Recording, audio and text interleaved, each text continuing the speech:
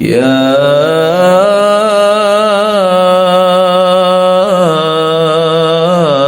ایھا المدثر قم فانذر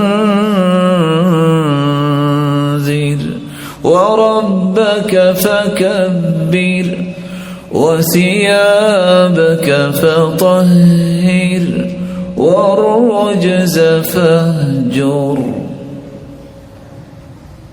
یا ایھا المدثر، اللہ عز و جلال اپنے پیغمبر سے مخاطب ہو کر فرما رہے ہیں یا ایھا المدثر، اے چادر اوڑھنے والے، قم فانذر، کھڑے ہو جائیے، لوگوں کو ڈرائیے اللہ کے عذاب سے.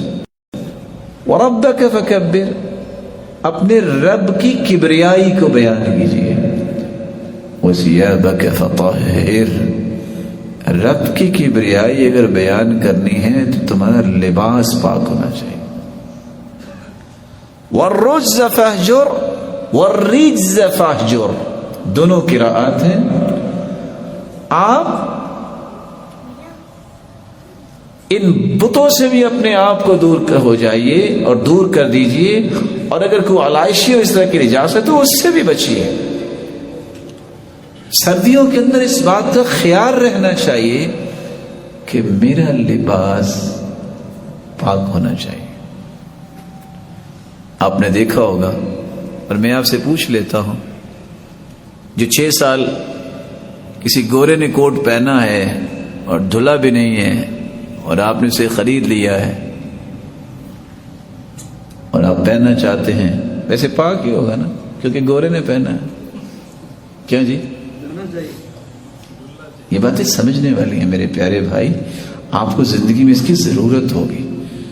رسول اکرم صلی اللہ علیہ وسلم نے تو مزاج یہ دیا ہے. روایت ہے جابر رضی اللہ تعالی عنہ کی، اللہ کے رسول صلی اللہ علیہ وسلم نے رأى رجلا سائر الرأس، ایک شخص کے بال بکھرے ہوئے تھے.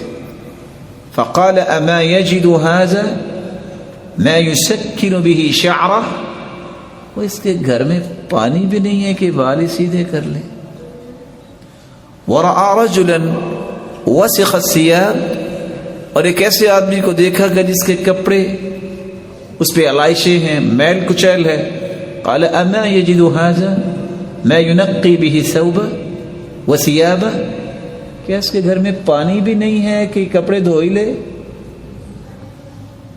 اس سے ایک اور بات بھی سمجھائے گی. بعض لوگوں کا ذہن ہوتا ہے سردی آ گئی بس آج ہی نہاؤں گا، باقی 6 ماہ بعد اگلا غسل کروں گا.